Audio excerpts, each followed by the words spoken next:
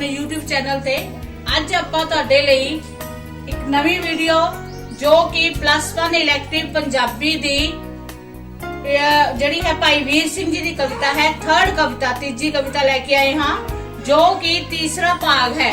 पहले भाग दे विच भाई वीर सिंह जी की जीवनी ते कविता उन्हां दी पहली कविता बारे दस्सिया गया है, दूसरी विच उन्हां दी दूजी कविता बारे, तीसरी विच उन्हां दी तीसरी कविता अते नाल उन्हां दे ਜਿਹੜੇ प्रश्न उत्तर हैं वो सारे इस वीडियो दे विच आउणगे।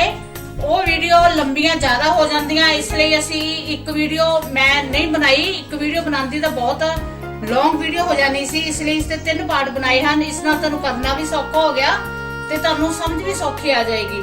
तो उम्मीद है कि तुहानूं वो वीडियो समझ आ गई होनी है। जे किसी ने नहीं देखी तो पहला वो वीडियो तो विचों सारे दोने वीडियो देख के थर्ड वीडियो नूं कंटिन्यू करके ਤਾਂ ਇਸ ਨਾਲ ਤੁਸੀਂ ਆਪਣੇ ਸਿਲੇਬਸ ਤੱਕ ਕੰਟੀਨਿਊ ਜਾ ਸਕਦੇ ਹੋ। ਤਾਂ ਹੁਣ ਆਪਣਾ ਸ਼ੁਰੂ ਹੁੰਦੀ ਹੈ ਉਹਨਾਂ ਦੀ ਥਰਡ ਕਵਿਤਾ, ਇੱਛਾ ਬੋਲਤੇ ਡੂੰਘੀਆਂ ਸ਼ਾਮਾਂ। ਭਾਈ ਵੀਰ ਸਿੰਘ ਜੀ ਸੀ ਜਿਹੜੇ, ਉਹ ਮੈਂ ਉਹਦੇ ਵਿੱਚ ਵੀ ਦੱਸਿਆ, ਫਿਰ ਤੁਹਾਨੂੰ ਦੱਸ ਰਹੀ ਹਾਂ ਕਿ ਉਹ ਕੁਦਰਤ ਦੇ ਪ੍ਰੇਮੀ ਸਨ। ਉਹ ਕੁਦਰਤ ਦੀ ਜਿਹੜੀ ਸੁੰਦਰਤਾ ਸੀ ਉਹਨੂੰ ਬਹੁਤ ਆਨੰਦ ਮਾਣਦੇ ਸੀ, ਉਸ ਸੁੰਦਰਤਾ ਦਾ। ਇਹ ਵੀ ਇਸੇ ਤਰ੍ਹਾਂ ਹੀ ਹੈ ਕਿ ਜੇ ਇਹਦੇ ਵਿੱਚ ਵੀ ਇੱਕ ਚਸ਼ਮਾ ਹੈ जिसका नाम है इच्छावल, जो कि कश्मीर दे विच है। ठीक है, तो कश्मीर की सुंदरता नूं उन्होंने किस तरह बखान की है, किस तरह इच्छावल दे चश्मे बारे गल्लां कीतियां हन, वो मैं तुहानूं दसदी हां। तो बड़े ध्यान नाल सुनना, जे ध्यान नाल समझोगे तो तुहानूं सारी स्टोरी बिना क्वेश्चन आंसर बिना किते ही सारे क्वेश्चन आंसर आ जाएंगे। सांझ होई पर छावे छुप गए, क्यों इच्छावल तू जारी, नै सरोद कर रही उवें ही तै टुरनों भी नहीं हारी। ਤਾਂ ਇੱਛਾਵਲ ਤੁਹਾਨੂੰ ਮੈਂ ਦੱਸਿਆ ਕਿ ਇੱਕ ਚਸ਼ਮਾ ਹੈ। ਤਾਂ ਸਾਂਝ ਕੀ ਹੁੰਦੀ ਹੈ? ਸ਼ਾਮ। ਪਰਛਾਵੇਂ ਜਦੋਂ ਛਾਂ ਹੋ ਜਾਂਦੀ ਹੈ, ਚਾਰੇ ਪਾਸੇ ਹਨੇਰਾ ਗੁਪਤ ਹੋਣ ਲੱਗ ਜਾਂਦਾ ਹੈ, ਤਾਂ ਉਹਨੂੰ ਕੀ ਕਹਿੰਦੇ ਆ? ਪਰਛਾਵੇਂ ਛੁਪ ਗਏ। ਨੈ ਸਰੋਦ ਕਰ ਰਹੀ ਉਵੇਂ ਹੀ ਤੂੰ ਟੁਰਨੋਂ ਵੀ ਨਹੀਂ ਹਾਰੀ।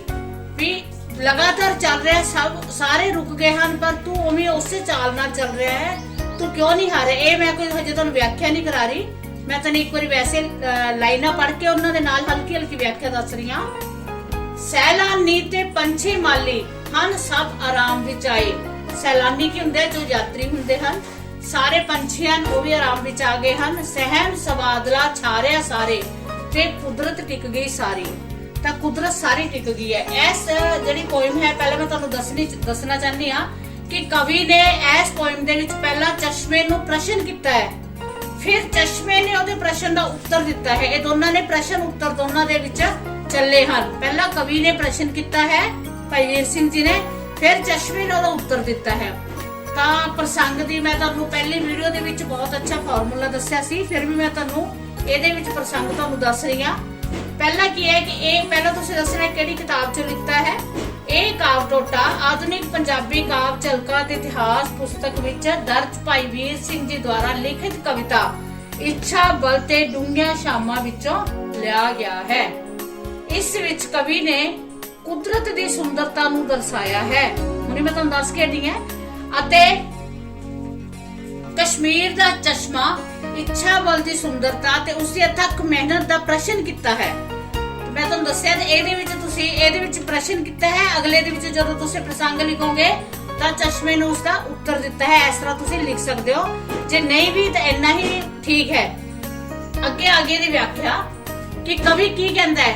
ਸਾਂਝ ਹੋਈ ਪਰ ਛਾਵੇਂ ਛੁਪ ਗਏ। ਕਵੀ ਕਹਿੰਦਾ ਹੈ ਕਿ ਸ਼ਾਮ ਹੋ ਚੁੱਕੀ ਹੈ ਪਰ ਛਾਵੇਂ ਛੁਪ ਗਏ, ਸਾਰਾ ਪਰਛਾਵਾਂ ਟਲ ਚੁੱਕਿਆ ਹੈ। क्यों इच्छावल तू जारी, पर इच्छावल चश्मे तू हुण भी क्यों जारी है। मीन तू क्यों चल रहा है, तेरा पानी दा बहाव उसी तरह ही चल रहा है, उसे चाल नाल लगातार चल रहा है।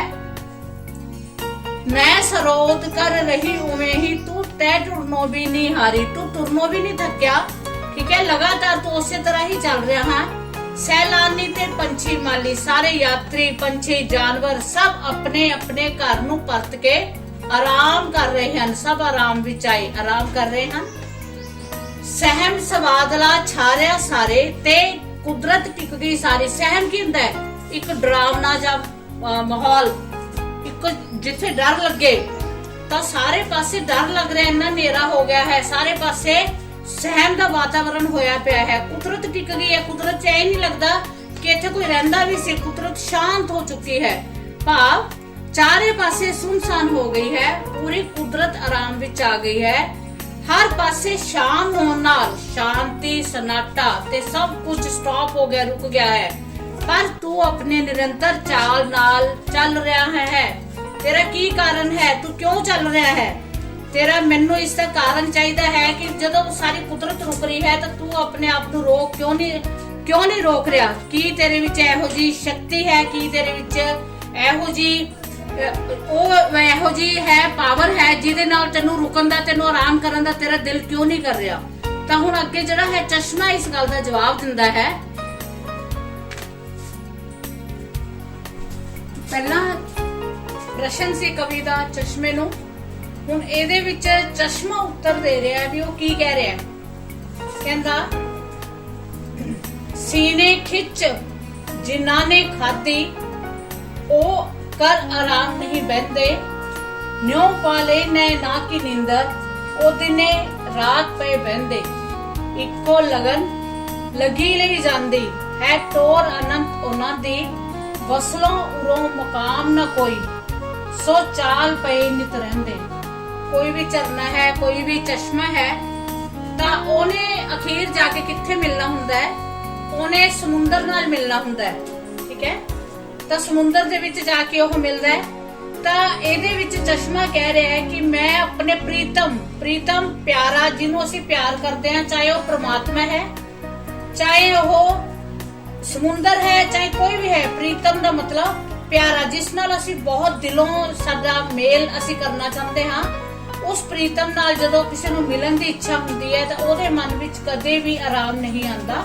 ਇਹ ਮੈਂ ਤੁਹਾਨੂੰ ਵੈਸੇ ਦੱਸ ਰਹੀ ਹਾਂ। ਉਹਨਾਂ ਅੱਖਾਂ 'ਚ ਨੀਂਦ ਕਿਵੇਂ ਆ ਜਾਊਗੀ? ਉਹਨਾਂ ਨੂੰ ਦਿਨ ਰਾਤ ਚੱਲਣਾ ਹੀ ਪੈਂਦਾ ਹੈ। ਉਹਨੂੰ ਉਹ ਕਹਿੰਦਾ ਹੈ, ਚਸ਼ਮਾ ਆਨਸਰ ਦੇ ਰਿਹਾ ਹੈ ਕਿ ਦਿਨ ਰਾਤ ਚੱਲਣਾ ਪੈਣਾ ਹੈ, ਕਿਉਂਕਿ ਜਦੋਂ ਤੱਕ ਮੈਨੂੰ ਮੇਰਾ ਪ੍ਰੀਤਮ ਨਹੀਂ ਮਿਲਦਾ ਮੈਂ ਰੁਕ ਨਹੀਂ ਸਕਦਾ, ਮੇਰੀ ਚਾਲ ਰੁਕ ਨਹੀਂ ਸਕਦੀ। ਮੇਰੇ ਵਿੱਚ ਇੱਕੋ ਹੀ ਲਗਨ ਲੱਗੀ ਹੋਈ ਹੈ ਤੇ ਮੇਰਾ ਰੁਕਣਾ, ਜੇ ਮੈਂ ਰੁਕ ਗਿਆ ਤਾਂ ਮੈਂ ਰੁਕਣ ਦਾ ਮਤਲਬ ਮੈਂ ਮਰ ਗਿਆ। ਸੋ ਟੋਰ ਅਨੰਤ ਉਹਨਾਂ ਦੀ ਜਿਹੜੀ ਚਾਲ ਹੈ, ਟੋਰ ਦਾ ਮਤਲਬ ਚਾਲ, ਉਹ ਅਨੰਤ ਹੈ, ਨਾ ਰੁਕਣ ਵਾਲੀ ਹੈ।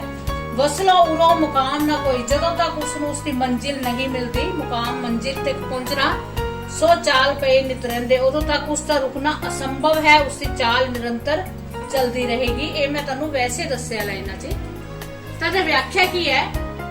ਕਵੀ ਨੇ, ਭਾਈ ਵੀਰ ਸਿੰਘ ਜੀ ਨੇ, ਦੇਖੋ ਕਿੰਨਾ ਸੋਹਣਾ ਪ੍ਰਸ਼ਨ ਤੇ ਕਿੰਨਾ ਸੋਹਣਾ ਆਨਸਰ ਦੇ ਵਿੱਚ ਉਹਨਾਂ ਨੇ ਕਵਿਤਾ ਦੇ ਵਿੱਚ ਜਾਨ ਪਾਤੀ ਕਿ ਸਾਨੂੰ ਇਸ ਤਰ੍ਹਾਂ ਲੱਗ ਰਿਹਾ, ਉਹੀ ਗੱਲ ਹੋ ਗਈ ਕਿ ਸਾਨੂੰ ਐ ਲੱਗ ਰਿਹਾ ਕਿ ਚਸ਼ਮਾ ਜਿਹੜਾ ਉਹ ਖੁਦ ਬੋਲ ਕੇ ਇਹ ਗੱਲ ਕਰ ਰਿਹਾ ਹੈ। ਤਾਂ ਜਿਹੜੀ ਸਾਨੂੰ ਚਸ਼ਮੇ ਦੇ ਨਾਲ ਜਿਹੜੀ ਸਾਡੀ ਗੱਲਬਾਤ ਹੋ ਰਹੀ ਹੈ, ਜਿਹੜਾ ਉਸ ਨਾਲ ਗੱਲ ਦਾ ਸਾਨੂੰ ਅਹਿਸਾਸ ਹੋ ਰਿਹਾ ਹੈ, ਇਹੀ ਸਭ ਤੋਂ ਵੱਡੇ ਕਵੀ ਦੀ ਪਛਾਣ ਹੁੰਦੀ ਹੈ। ਕਿ ਸਾਨੂੰ ਇਹ ਨਹੀਂ ਲੱਗ ਰਿਹਾ ਕਿ ਭਾਈ ਵੀਰ ਸਿੰਘ ਕਹਿ ਰਹੇ ਹਨ, ਸਾਨੂੰ ਇਹ ਲੱਗ ਰਿਹਾ ਹੈ ਕਿ ਚਸ਼ਮਾ ਉਸ ਦਾ ਆਨਸਰ ਦੇ ਰਿਹਾ ਹੈ। ਤਾਂ ਇਸ ਦਾ ਮਤਲਬ ਇਹ ਜਿਹੜੀ ਕਵਿਤਾ ਹੈ ਬਹੁਤ ਹੀ ਜ਼ਿਆਦਾ, ਜਿਹਨੂੰ ਕਹੀਏ ਇੱਕ ਜਿਸ ਨੂੰ ਸੁਣਨ ਦੀ ਤਾਂਘ ਵੀ ਹੁੰਦੀ ਹੈ, ਜਿਸ ਦੀ ਦਿਲ ਵਿੱਚ ਖਿੱਚ ਵੀ ਹੈ ਸਾਨੂੰ ਇਸ ਕਵਿਤਾ ਦੀ। ਤਾਂ ਇਸ ਕਰਕੇ ਇਸ ਚਸ਼ਮੇ ਦਾ ਹੁਣ ਆਪਾਂ ਆਨਸਰ ਸੁਣੀਏ ਕਿ ਜਿਨ੍ਹਾਂ ਦੇ ਦਿਲ ਵਿੱਚ ਪ੍ਰੀਤਮ ਨਾਲ ਮਿਲਣ ਦੀ ਇੱਛਾ ਹੁੰਦੀ ਹੈ, ਸੀਨੇ ਖਿੱਚ ਜਿਨ੍ਹਾਂ ਨੇ ਖਾਦੀ, ਜਿਨ੍ਹਾਂ ਨੇ ਸੀਨੇ ਦੇ ਵਿੱਚ ਆਪਣੇ ਪ੍ਰੀਤਮ ਦੀ ਜਾਨ ਵਸਾ ਲਈ ਹੈ ਵੀ ਅਸੀਂ ਉਹਦੇ ਨਾਲ ਮਿਲਣਾ ਹੈ, ਤਾਂ ਉਹ ਕਰ ਆਰਾਮ ਨਹੀਂ ਬਹਿੰਦੇ, ਉਹ ਕਦੇ ਵੀ ਆਰਾਮ ਨਹੀਂ ਕਰਦੇ। ਉਹਨਾਂ ਦੇ ਦਿਲ ਵਿੱਚ ਇਹੀ ਤਾਂਘ ਰਹਿੰਦੀ ਹੈ, ਠੀਕ ਹੈ। ਉਹਨਾਂ ਦੀ ਅੱਖਾਂ ਵਿੱਚ ਨੀਂਦ ਨਹੀਂ ਹੋ ਸਕਦੀ। ਨੀਂਦ ਕਿਵੇਂ ਆ ਸਕਦੀ ਹੈ? ਪ੍ਰਸ਼ਨ ਚਿੰਨ੍ਹ ਐਸੇ ਕਰਕੇ ਲੱਗਿਆ, ਉਹਨਾਂ ਦੀ ਅੱਖਾਂ ਵਿੱਚ ਨੀਂਦ ਕਿਵੇਂ ਆ ਸਕਦੀ ਹੈ? ਉਹਨਾਂ ਨੂੰ ਤਾਂ ਦਿਨ ਰਾਤ ਨਿਰੰਤਰ ਚੱਲਦੇ ਹੀ ਉਹ ਰਹਿੰਦੇ ਹਨ, ਜਿਨ੍ਹਾਂ ਨੂੰ ਮਿਲਣ ਦੀ ਇੱਛਾ ਹੈ। ਉਹਨਾਂ ਦੀ ਲਗਨ ਉਹਨਾਂ ਨੂੰ ਅੱਗੇ ਤੋਂ ਅੱਗੇ ਲੈ ਕੇ ਜਾਂਦੀ। ਇੱਕ ਲਗਨ ਹੈ, ਕੋਈ ਵੀ ਲਗਨ ਹੈ, ਤੁਸੀਂ ਲਗਨ ਕਰ ਲਈ, ਤੁਹਾਡੇ ਮਨ ਦੇ ਵਿੱਚ ਇੱਕ ਲਗਨ ਹੈ ਵੀ ਅਸੀਂ ਇਹ ਕੰਮ ਇਸ ਤਰ੍ਹਾਂ ਕਰਨਾ ਹੈ, ਤੁਸੀਂ ਉਸ ਲਗਨ ਨਾਲ ਤੁਸੀਂ ਉਸ ਕੰਮ 'ਚ ਜੁਟ ਜਾਓ ਵੀ ਜਦੋਂ ਤੱਕ ਸਾਨੂੰ ਐਸੀ ਪ੍ਰਾਪਤੀ ਨਹੀਂ ਹੁੰਦੀ ਤਾਂ ਅਸੀਂ ਉਹ ਕੰਮ ਨਹੀਂ ਛੱਡਣਾ। ਤਾਂ ਤੁਸੀਂ ਦੇਖਿਓ ਕਿ ਤੁਸੀਂ ਉਸ ਟੀਚੇ ਤੱਕ ਪਹੁੰਚ ਹੀ ਜਾਣਾ ਹੈ। ਤਾਂ ਚਸ਼ਮੇ ਦਾ ਵੀ ਕੀ ਹੈ ਕਿ ਉਸਨੇ ਅਖੀਰ ਵਿੱਚ ਸਮੁੰਦਰ ਵਿੱਚ ਮਿਲ ਹੀ ਜਾਣਾ ਹੈ। ਤਾਂ ਕੀ ਹੈ, ਉਹਨਾਂ ਦੀ ਚਾਲ ਵਿੱਚ ਕੋਈ ਫਰਕ ਨਹੀਂ ਪੈਂਦਾ, ਸਗੋਂ ਚਾਲ ਅਨੰਤ ਰਹਿੰਦੀ ਹੈ। ਬੇਰੋਕ ਸ਼ਾਂਤ ਚਾਲ ਆਰਾਮ ਨਾਲ ਚੱਲ ਰਹੀ ਹੈ। ਜਦੋਂ ਤੱਕ ਉਹਨਾਂ ਨੂੰ ਆਪਣੇ ਪ੍ਰੀਤਮ ਦੇ ਮੁਕਾਮ ਤੱਕ ਨਾ ਪਹੁੰਚ ਜਾਣ ਉਹ ਇਸੇ ਤਰ੍ਹਾਂ ਹੀ ਚੱਲਦੇ ਰਹਿਣਗੇ। ਇਹ ਚਸ਼ਮੇ ਨੇ ਕਵੀ ਨੂੰ ਕਿਹਾ, ਠੀਕ ਹੈ। ਤਾਂ ਚਸ਼ਮੇ ਨੇ ਹੁਣ ਜੋ ਕਵੀ ਨੂੰ ਕਿਹਾ ਇਹੀ ਆਪਣਾ ਕੇਂਦਰੀ ਭਾਵ ਦੇ ਵਿੱਚ ਆਪਾਂ ਕੀ ਕਰਾਂਗੇ, ਜਿਹੜਾ ਆਪਾਂ ਨੇ ਵਿਆਖਿਆ ਕਰ ਲਈ। ਕੇਂਦਰੀ ਭਾਵ ਦੇ ਵਿੱਚ ਅਸੀਂ ਐਸੇ ਪੋਇਮ ਨੂੰ ਸ਼ਾਰਟ ਦੇ ਵਿੱਚ ਲਿਖਣੀ ਹੈ, ਇਹੋ ਜਿਹੀ ਲਿਖਣੀ ਹੈ ਕਿ ਇਹਦੇ ਸਾਰੇ ਭਾਵ ਸਾਨੂੰ ਸਮਝ ਆ ਜਾਣ। ਤਾਂ ਇਹਦੇ ਕੇਂਦਰੀ ਭਾਵ 'ਚ ਕੀ ਲਿਖਾਂਗੇ, ਇੱਛਾਵਲ ਤੇ ਡੂੰਘੀਆਂ ਸ਼ਾਮਾਂ ਕਵਿਤਾ ਵਿੱਚ ਭਾਈ ਵੀਰ ਸਿੰਘ ਜੀ ਕਹਿੰਦੇ ਹਨ ਕਿ ਇਸ ਵਿੱਚ ਅਨੰਤ ਗਤੀਸ਼ੀਲਤਾ ਦਾ ਵਰਣਨ ਕੀਤਾ ਹੈ ਜਾਂ ਕਰਨਾ ਹੈ। ਸਾਨੂੰ ਆਪਣੇ ਮੁਕਾਮ ਤੇ ਪਹੁੰਚਣ ਲਈ ਲਗਨ ਦੀ ਜ਼ਰੂਰਤ ਹੈ। ਜਦੋਂ ਤੱਕ ਅਸੀਂ ਆਪਣੀ ਮੰਜ਼ਿਲ ਤੱਕ ਨਹੀਂ ਪਹੁੰਚਦੇ ਉਦੋਂ ਤੱਕ ਰੁਕਣ ਦਾ ਸਵਾਲ ਹੀ ਨਹੀਂ ਹੁੰਦਾ, ਠੀਕ ਹੈ। ਤਾਂ ਇਹਦੇ ਵਿੱਚ ਇਸ ਪੋਇਮ ਦੇ ਵਿੱਚ ਭਾਈ ਵੀਰ ਸਿੰਘ ਜੀ ਨੇ ਜੋ ਕਵਿਤਾ ਦੇ ਵਿੱਚ ਜਾਨ ਪਾਈ ਹੈ, ਇਸ ਵਿੱਚ ਤੁਸੀਂ ਜੋ ਮਰਜ਼ੀ ਲਿਖੋ, ਇਹ ਵੀ ਇੱਕ ਤਰ੍ਹਾਂ ਦੀ ਮਾਨਵੀਕਰਨ ਹੈ ਕਿ ਚਸ਼ਮਾ ਬੋਲ ਰਿਹਾ ਹੈ, ਤਾਂ ਇਹ ਵੀ ਇੱਕ ਮਾਨਵੀਕਰਨ ਕਵਿਤਾ ਹੈ। ਤਾਂ ਤੁਸੀਂ ਇਸੇ ਤਰ੍ਹਾਂ ਕੇਂਦਰੀ ਭਾਵ ਮੈਂ ਤੁਹਾਨੂੰ ਲਿਖ ਕੇ ਦਿੱਤਾ ਹੈ। ਜੇ ਤੁਸੀਂ ਆਪਣੇ ਵੱਲੋਂ ਇਹਦੇ ਵਿੱਚੋਂ ਐਸੇ ਪੋਇਮ ਦੇ ਵਿੱਚ ਦੋ ਹੀ ਪੈਰੇ ਇਹਦੇ ਵਿੱਚ ਤੁਸੀਂ ਆਪਣੇ ਵੱਲੋਂ ਲਾਈਨਾਂ ਜੋ ਤੁਹਾਨੂੰ ਵਧੀਆ ਲੱਗਿਆ ਉਸ ਲਾਈਨ ਨਾਲ ਪੂਰਾ ਭਾਵ ਬਣਾ ਦੋਗੇ ਤਾਂ ਉਹ ਵੀ ਕੇਂਦਰੀ ਭਾਵ ਹੀ ਬਣ ਜਾਵੇਗਾ। ਤਾਂ ਇਹ ਕਵਿਤਾ ਬਹੁਤ ਦਿਲ ਨੂੰ ਖਿੱਚ ਪੂਰਨ ਵਾਲੀ ਕਵਿਤਾ ਹੈ, ਖਿੱਚ ਪਾਉਣ ਵਾਲੀ। ਆਪਾਂ ਨੇ ਕਵਿਤਾ ਪੜ੍ਹੀ, ਹੁਣ ਆਪਾਂ ਇਸ ਤੇ ਪ੍ਰਸ਼ਨ ਉੱਤਰ ਕਰਾਂਗੇ ਜੋ ਵੀ ਅਭਿਆਸੀ ਪ੍ਰਸ਼ਨ ਹਨ, ਜਿਸ ਵਿੱਚ ਜਿਹੜੀ ਸਰਲ ਅਰਥ ਦੀ ਵਿਆਖਿਆ ਹੈ ਉਹ ਮੈਂ ਤੁਹਾਨੂੰ ਪੜ੍ਹ ਕੇ ਦੱਸਾਂਗੀ ਕਿਉਂਕਿ ਸਰਲ ਅਰਥ ਮੈਂ ਤੁਹਾਨੂੰ ਕਰਵਾ ਚੁੱਕੀ ਹਾਂ। ਤਾਂ ਹੁਣ ਆਪਾਂ ਨੈਕਸਟ ਕਰਦੇ ਹਾਂ ਬੇਟਾ ਜੀ। ਤਾਂ ਆਪਾਂ ਨੇ ਹੁਣ ਇਹਦੇ ਅਭਿਆਸੀ ਪ੍ਰਸ਼ਨ ਹੈ ਉਹ ਆਪਾਂ ਕਰ ਰਹੇ ਹਾਂ। ਤਾਂ ਵੈਸੇ ਤਾਂ ਬੇਟਾ ਜੀ ਤੁਸੀਂ +1 ਕਲਾਸ ਹੋ, ਵੱਡੀ ਕਲਾਸ ਦੇ ਬੱਚੇ ਹੋ, ਤਾਂ ਤੁਹਾਨੂੰ ਇਹ ਵੈਸੇ ਮੈਂ ਵਰਬਲੀ ਵੀ ਦੱਸ ਸਕਦੀ ਸੀ, ਪਰ ਫਿਰ ਤੁਹਾਡੀ ਸੌਖ ਲਈ ਮੈਂ ਤੁਹਾਨੂੰ ਲਿਖ ਕੇ ਵੀ ਦੱਸ ਰਹੀ ਹਾਂ, ਕੁਝ ਵਰਬਲੀ ਵੀ ਦੱਸੂਗੀ।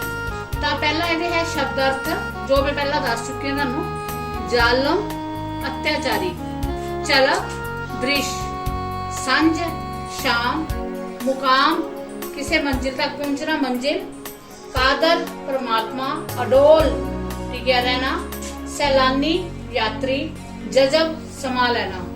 ਤਾਂ ਆਪਾਂ ਜਦੋਂ ਬੇਟੇ ਆਪਣੇ ਪੇਪਰ ਹੁੰਦੇ ਆ, ਐਗਜ਼ਾਮ ਹੁੰਦੇ ਆ, ਉਦੋਂ ਇਹ ਇਹਨਾਂ ਦੇ ਸ਼ਬਦ ਅਰਥ ਆਉਂਦੇ ਆ, ਉਹ ਤੁਸੀਂ ਕਰਨੇ ਹੁੰਦੇ ਆ। ਤੇ ਇਸ ਲਈ ਤੁਸੀਂ ਜੇ ਨਾਲ ਦੀ ਨਾਲ ਤੁਸੀਂ ਦਿਮਾਗ 'ਚ ਬਿਠਾ ਕੇ ਤੁਸੀਂ ਕਰੋਗੇ ਤਾਂ ਤੁਹਾਨੂੰ ਜ਼ਿਆਦਾ ਟਫ ਨਹੀਂ ਹੋਏਗਾ, ਤੁਸੀਂ ਬੜੀ ਈਜ਼ੀਲੀ ਢੰਗ ਨਾਲ ਤੁਸੀਂ ਇਹ ਕਰ ਸਕਦੇ ਹੋ। ਤਾਂ ਹੁਣ ਇਹਦੇ ਵਿੱਚ ਮੈਂ ਪ੍ਰਸ਼ਨ 3 ਤੋਂ ਸ਼ੁਰੂ ਕੀਤਾ ਹੈ, ਤਾਂ ਪ੍ਰਸ਼ਨ 2 ਤੇ 1 ਨਹੀਂ ਲਿਖਿਆ। ਉਹਦਾ ਰੀਜ਼ਨ ਕੀ ਹੈ ਕਿ ਮੈਂ ਤੁਹਾਨੂੰ ਸਾਰੀ ਕਵਿਤਾਵਾਂ ਦੇ ਕੇਂਦਰੀ ਭਾਵ ਕਰਾ ਚੁੱਕੀ ਹਾਂ, ਠੀਕ ਹੈ। ਆਪਣੇ ਕੇਂਦਰੀ ਭਾਵ ਹੋ ਚੁੱਕੇ ਨੇ। ਪਹਿਲਾ ਪ੍ਰਸ਼ਨ ਜਿਹੜਾ ਹੈ ਉਹ ਪਿੰਜਰੇ ਪਿਆ ਪੰਛੀ ਵਿੱਚੋਂ ਇੱਕ ਪੈਰਾ ਹੈ। ਜ਼ਾਲਮ ਨੂੰ ਰੰਗ ਸੋਹਣਾ ਲੱਗੇ, ਮਿੱਠੀ ਲੱਗੇ ਬਾਣੀ, ਵਾਵਾ ਕਦਰ ਗੁਨਾ ਦੀ ਪਾਈ, ਛੇਕੇ ਜਾਲੀ ਤਾਨੀ, ਪਕੜ ਪਿੰਜਰੇ ਪਾਏ ਵਿਛੋੜਿਆ, ਸਾਖ ਸਨੇਹੀਆਂ ਨਾਲੋਂ ਭੱਠ ਪਏ ਕਦਰ ਤੁਹਾਡੀ, ਖੇਸ ਯਾਰੀ ਲਾਨੀ। ਤਾਂ ਇਹ ਪਹਿਰਾ ਮੈਂ ਤੁਹਾਨੂੰ ਇਹਦੀ ਪ੍ਰਸ਼ੰਸਕ ਵਿਆਖਿਆ ਕਰਵਾ ਚੁੱਕੀ ਹਾਂ, ਫਿਰ ਵੀ ਤੁਹਾਨੂੰ ਮੈਂ ਸ਼ਾਰਟ ਦੇ ਵਿੱਚ ਦੱਸਦੀ ਹਾਂ ਕਿ ਜ਼ਾਲਮ ਨੂੰ ਜਿਹੜਾ ਉਹਨੂੰ ਸਲੋਤ ਕਰ ਰਿਹਾ ਸੀ ਪਿੰਜਰੇ ਦੀ ਪੰਛੀ ਦੀ, ਤਾਂ ਉਹ ਕਹਿੰਦਾ ਹੈ ਕਿ ਉਹਨੂੰ ਰੰਗ ਸੋਹਣਾ ਲੱਗਿਆ, ਉਹਨੂੰ ਬਾਣੀ ਮੇਰੀ ਆਵਾਜ਼ ਉਹਨੂੰ ਮਿੱਠੀ ਲੱਗੀ। ਤਾਂ ਉਹ ਕਹਿੰਦੀ ਹੈ ਜੀ ਗੁਣ ਮੇਰੇ ਗੁਣ ਦੀ ਕਦਰਾਂ ਕਰਕੇ ਮੈਨੂੰ ਇਹ ਕੈਦ ਕਰ ਰਿਹਾ ਹੈ, ਤਾਂ ਮੈਨੂੰ ਆਪਦੇ ਸਗੇ ਸੰਬੰਧੀਆਂ ਨਾਲੋਂ ਇਹ ਵਿਛੋੜਾ ਕਰ ਰਿਹਾ ਹੈ। ਇਹਦੇ ਨਾਲੋਂ ਤਾਂ ਇਹ ਜੀ ਕਦਰ ਨਾਲੋਂ ਤਾਂ ਕਦਰ ਅੱਗ ਵਿੱਚ ਜਾਵੇ, ਜੈ ਜੀ ਕਦਰ ਨਾਲ ਮੈਨੂੰ ਕੈਦ ਹੋਣਾ ਪੈ ਰਿਹਾ ਹੈ। ਤਾਂ ਬਾਕੀ ਮੈਂ ਇਹਦੀ ਵਿਆਖਿਆ ਤੁਹਾਨੂੰ ਉਸ ਵਿੱਚ ਕਰਵਾਈ ਹੋਈ ਹੈ। ਪਹਿਲੀ ਵੀਡੀਓ ਦੇ ਵਿੱਚ ਇਹ ਪਿੰਜਰਾ ਪਿਆ ਪੰਛੀ ਆਪਣੀ ਕਵਿਤਾ ਹੈ ਜਿਹਦੇ ਵਿੱਚ ਮੈਂ ਤੁਹਾਨੂੰ ਕੇਂਦਰੀ ਭਾਵ ਤੇ ਇਸ ਦੀ ਪ੍ਰਸ਼ੰਸਕ ਵਿਆਖਿਆ ਕਰਵਾ ਚੁੱਕੀ ਹਾਂ। ਤਾਂ ਦੂਜਾ ਪ੍ਰਸ਼ਨ ਤੁਸੀਂ ਉੱਥੋਂ ਹੀ ਕਰੋਗੇ, ਪਹਿਲਾ ਕੁਐਸਚਨ ਤੁਸੀਂ ਉੱਥੋਂ ਹੀ ਕਰੋਗੇ। ਦੂਜਾ ਪ੍ਰਸ਼ਨ ਇਹਦਾ ਹੈ ਪਿੰਜਰੇ ਪਿਆ ਪੰਛੀ ਦਾ ਕੇਂਦਰੀ ਭਾਵ, ਉਹ ਵੀ ਉਹਦੇ ਵਿੱਚ ਹੀ ਹੈ, ਉਹ ਤੁਸੀਂ ਉੱਥੋਂ ਹੀ ਨੋਟ ਕਰਨਾ ਹੈ। ਪਹਿਲੀ ਵੀਡੀਓ ਦੇ ਵਿੱਚ 3 ਪਾਰਟ ਹੈ, ਇਹ ਤੀਸਰਾ ਪਾਰਟ ਚੱਲ ਰਿਹਾ ਆਪਣਾ। ਪਹਿਲੇ ਪਾਰਟ ਦੇ ਵਿੱਚ ਇਸ ਤੇ ਪਹਿਲਾ ਤੇ ਦੂਜਾ ਪ੍ਰਸ਼ਨ ਪਿਆ ਹੋਇਆ ਹੈ। ਹੁਣ ਆਪਣਾ ਤੀਜਾ ਪ੍ਰਸ਼ਨ ਹੈ ਪਿੰਜਰੇ ਪਿਆ ਪੰਛੀ ਵਿੱਚ ਜ਼ਾਲਮ ਕਿਸ ਨੂੰ ਕਿਹਾ ਗਿਆ ਹੈ? ਸਲਾਹੁਤਾ ਕਰਨ ਵਾਲੇ ਨੂੰ, ਜਿਹੜਾ ਸਲਾਹੁਤ ਕਰ ਰਿਹਾ ਸੀ ਵੀ ਬਹੁਤ ਵਧੀਆ ਪੰਛੀ ਹੈ, ਬਹੁਤ ਰੰਗ ਸੋਹਣਾ ਹੈ, ਤਾਂ ਸਲਾਹੁਤਾ ਕਰਨ ਵਾਲੇ ਨੂੰ। ਪੰਛੀ ਨੂੰ ਕਿੱਥੇ ਰਹਿਣਾ ਚੰਗਾ ਨਹੀਂ ਲੱਗਦਾ, ਤੁਹਾਨੂੰ ਦੱਸਣ ਦੀ ਲੋੜ ਨਹੀਂ ਕਿਉਂਕਿ ਆਪਾਂ ਨੇ ਇੰਨੀ ਪੋਇਮ ਕੀਤੀ ਹੈ ਪਿੰਜਰੇ ਵਿੱਚ। ਮਨੁੱਖ ਨੇ ਪੰਛੀ ਨੂੰ ਪਿੰਜਰੇ ਵਿੱਚ ਕਿਉਂ ਰੱਖਿਆ ਹੈ? ਸੋਹਣਾ ਲੱਗਣ ਕਾਰਨ, ਉਹਦੀ ਬੋਲੀ ਸੋਹਣੀ ਸੀ, ਠੀਕ ਹੈ, ਉਹਦਾ ਰੰਗ ਸੋਹਣਾ ਸੀ, ਇਸ ਕਰਕੇ ਸੋਹਣਾ ਲੱਗਣ ਕਾਰਨ। ਤੁਸੀਂ ਹੋਰ ਵੀ ਇੱਕ ਲਾਈਨ ਐਡ ਕਰ ਸਕਦੇ ਹੋ। ਅੱਗੇ ਹੈ ਪ੍ਰਸ਼ਨ ਨੰਬਰ 6 ਮੈਂ ਲਿਖਿਆ ਹੈ ਵੈਰੀ ਨਾਗ ਕਿਸ ਦਾ ਨਾਂ ਹੈ? ਇਸ ਤੋਂ ਪਹਿਲਾਂ ਵੈਰੀ ਨਾਗ ਦੀ ਵੀ ਇੱਕ ਪ੍ਰਸ਼ੰਸਕ ਵਿਆਖਿਆ ਆਈ ਹੈ। ਉਹ ਪੈਰਾ ਹੈ ਵੈਰੀ ਨਾਗ ਤੇਰੇ ਪਹਿਲਾ ਝਲਕਾ, ਜਦ ਅੱਖੀਆਂ ਵਿੱਚ ਵੱਜਦਾ ਕੁਦਰਤ ਦੇ ਘਾਦਰ ਦਾ ਜਲਵਾ, ਲੈ ਲੈਂਦਾ ਇੱਕ ਸਿਜਦਾ, ਰੰਗ ਫਿਰੋਜੀ ਝਲਕ ਬਲੋਰੀ, ਗਲੂਕ ਮੋਤੀਆਂ ਵਾਲੀ, ਰੂਹ ਵਿੱਚ ਆ ਜਜ਼ਬ ਹੋਏ, ਜੀ ਵੇਖ ਵੇਖ ਨਹੀਂ ਰਜਦਾ। ਤਾਂ ਇਹਦੇ ਵਿੱਚ ਕੀ ਕਿਹਾ ਗਿਆ ਹੈ, ਇਹ ਵੀ ਮੈਂ ਤੁਹਾਨੂੰ ਇਹਦੀ ਦੂਜੀ ਵੀਡੀਓ ਦੇ ਵਿੱਚ ਜਿਹੜੀ ਸੈਕਿੰਡ ਵੀਡੀਓ ਹੈ ਉਹਦੇ ਵਿੱਚ ਇਸ ਦੀ ਵਿਆਖਿਆ ਹੈ, ਜਿਹੜਾ ਸੈਕਿੰਡ ਨੰਬਰ ਪਾਰਟ ਹੈ ਕਿ ਜਦੋਂ ਵੈਰੀ ਨਾਗ ਚਸ਼ਮਾ ਜਿਹੜਾ ਹੈ ਉਹਦੀ ਪਹਿਲੀ ਵਾਰ ਝਲਕ ਕਵੀ ਦੇਖਦਾ ਹੈ ਤਾਂ ਉਸ ਤੇ ਇੰਨਾ ਕੁ ਮੋਹਿਤ ਹੋ ਜਾਂਦਾ ਹੈ ਕਿ ਉਹ ਕਹਿੰਦਾ ਹੈ ਇਹ ਤਾਂ ਕੁਦਰਤ ਦਾ ਪ੍ਰਮਾਤਮਾ ਦਾ ਇੱਕ ਬਹੁਤ ਵੱਡਾ ਕ੍ਰਿਸ਼ਮਾ ਹੈ। ਠੀਕ ਹੈ, ਤਾਂ ਇਸ ਤਰ੍ਹਾਂ ਇਹਦੀ ਵਿਆਖਿਆ ਮੈਂ ਚੰਗੀ ਤਰ੍ਹਾਂ ਦੱਸੀ ਵੀ ਇਹਦਾ ਰੰਗ ਫਿਰੋਜ਼ੀ ਹੈ, ਇਹਦੇ ਮੋਤੀਆਂ ਵਰਗੀਆਂ ਬੂੰਦਾਂ ਹਨ, ਤਾਂ ਮੈਂ ਸਾਰੀ ਡਿਟੇਲ ਦੱਸੀ ਹੋਈ ਹੈ, ਉਹ ਤੁਸੀਂ ਉੱਥੋਂ ਕਰਨਾ ਹੈ। ਉਸ ਤੋਂ ਜਿਹੜਾ ਨੈਕਸਟ ਕੁਐਸਚਨ ਹੈ ਉਹ ਹੈ ਇਸ ਵੈਰੀ ਨਾਗ ਦਾ ਪਹਿਲਾ ਝਲਕਾ ਦਾ ਕੇਂਦਰੀ ਭਾਵ। ਠੀਕ ਹੈ, ਤਾਂ ਹੁਣ ਉਹ ਵੀ ਤੁਹਾਨੂੰ ਸੈਕਿੰਡ ਵੀਡੀਓ 'ਚ ਮਿਲੇਗਾ। ਹੁਣ ਨੈਕਸਟ ਕੁਐਸਚਨ ਦੇਖੋ, ਵੈਰੀ ਨਾਗ ਕਿਸ ਦਾ ਨਾਮ ਹੈ? ਚਸ਼ਮੇ ਦਾ ਨਾਮ ਹੈ। ਠੀਕ ਹੈ, ਵੈਰੀ ਨਾਗ ਨੂੰ ਦੇਖ ਕੇ ਕਵੀ ਕਿਸ ਨੂੰ ਸਿਜਦਾ ਕਰਦਾ ਹੈ? ਕਾਦਰ ਦੇ ਜਲਵੇ ਨੂੰ। ਕਾਦਰ ਕੌਣ ਹੈ? ਪ੍ਰਮਾਤਮਾ। ਤਾਂ ਪ੍ਰਮਾਤਮਾ ਦੇ ਜਲਵੇ ਨੂੰ, ਕਾਦਰ ਦੇ ਜਲਵੇ ਨੂੰ। ਵੈਰੀ ਨਾਗ ਚਸ਼ਮੇ ਨੂੰ ਛੂਹਣ ਨਾਲ ਕੀ ਅਨੁਭਵ ਹੁੰਦਾ ਹੈ? ਰੂਹ ਨੂੰ ਸਰੂਰ ਮਿਲਦਾ ਹੈ ਜਾਂ ਰੂਹ ਵਿੱਚ ਸਰੂਰ ਆਉਂਦਾ ਹੈ, ਜੋ ਮਰਜ਼ੀ ਦਾ ਲਿਖ ਦੋ। ਇੱਛਾ ਬਲ ਤੇ ਡੂੰਘਿਆਂ ਸ਼ਾਮਾਂ ਵਿੱਚ ਕਵੀ ਕਿਸ ਤੋਂ ਪ੍ਰਸ਼ਨ ਪੁੱਛ ਰਿਹਾ ਹੈ? ਕਿਸ ਤੋਂ ਪ੍ਰਸ਼ਨ ਪੁੱਛਿਆ? ਇੱਛਾ ਬਲ ਚਸ਼ਮੇ ਤੋਂ ਪ੍ਰਸ਼ਨ ਪੁੱਛਿਆ।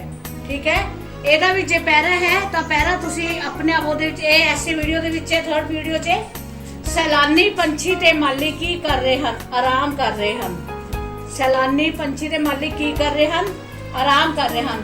ਇਸ ਤੋਂ ਅੱਗੇ ਇੱਕ ਕੁਐਸਚਨ ਹੈ ਕਿ ਮੁਕਾਮ ਦਾ ਕੀ ਅਰਥ ਹੈ? ਮੁਕਾਮ ਦਾ ਕੀ ਅਰਥ ਹੈ? ਉਹਦਾ ਅਰਥ ਮੈਂ ਤੁਹਾਨੂੰ ਵੈਸੇ ਇੱਥੇ ਦੱਸਦਾ, ਮੰਜ਼ਿਲ। ਤਾਂ ਬੇਟਾ ਜੀ ਆਪਣੀ ਭਾਈ ਵੀਰ ਸਿੰਘ ਜੀ ਦੀ ਜਿਹੜੀ ਹੈ ਕਵੀ ਦੀ +1 ਦੀ ਇਲੈਕਟਿਵ ਪੰਜਾਬੀ ਦੀ ਭਾਈ ਵੀਰ ਸਿੰਘ ਕਵੀ ਦੀਆਂ 3 ਕਵਿਤਾਵਾਂ ਆਪਣੇ ਸਿਲੇਬਸ ਵਿੱਚ ਹਨ, ਜੋ ਕਿ ਤਿੰਨੋਂ ਕੰਪਲੀਟ ਹੋ ਚੁੱਕੀਆਂ ਹਨ। Part number 1, part number 2 and part number 3, ਇਹ ਤਿੰਨੋਂ ਕੰਪਲੀਟ ਕਰਕੇ ਤੁਹਾਡਾ ਪੂਰੇ ਦਾ ਪੂਰਾ ਚੈਪਟਰ ਹੋ ਗਿਆ। ਸੋ ਮੈਨੂੰ ਉਮੀਦ ਹੈ ਤੁਹਾਨੂੰ ਇਹ ਸਮਝ ਆ ਗਿਆ ਹੋਣਾ ਹੈ। ਚੈਨਲ ਨੂੰ ਜਿਨ੍ਹਾਂ ਨੇ ਸਬਸਕ੍ਰਾਈਬ ਨਹੀਂ ਕੀਤਾ ਉਹ ਸਬਸਕ੍ਰਾਈਬ ਕਰਨ, ਲਾਈਕ ਕਰਨ, ਸ਼ੇਅਰ ਕਰਨ, ਕਿਉਂਕਿ ਅੱਗੇ ਆਉਣ ਵੇਲੇ ਸਮੇਂ ਦੇ ਵਿੱਚ ਦਿਨੋਂ ਦਿਨ ਨਵੀਂ ਪ੍ਰੋਗਰੈਸ ਕਰਦੇ ਹੋਏ ਆਪਾਂ ਨਵੀਂ ਵੀਡੀਓ ਲੈ ਕੇ ਆਵਾਂਗੇ। +2 ਦੇ ਲੈਸਨ ਵੀ ਆ ਰਹੇ ਹਨ, ਹਿਸਟਰੀ ਦੇ, ਜਿੰਨਾ ਵੀ ਆਪਾਂ ਪੋਲੀਟੀਕਲ ਸਾਇੰਸ ਦੇ ਵੀ ਹੋ ਰਹੇ ਹਨ, ਜਿੰਨੀ ਵੀ ਹੋ ਸਕਦੀ ਹੈ NCERT SCERT ਉਹ ਵੀਡੀਓ ਬਣਾ ਰਹੇ ਹਾਂ। ਤਾਂ ਇਸ ਨੂੰ ਲਾਈਕ ਕਰੋ, ਸ਼ੇਅਰ ਕਰੋ।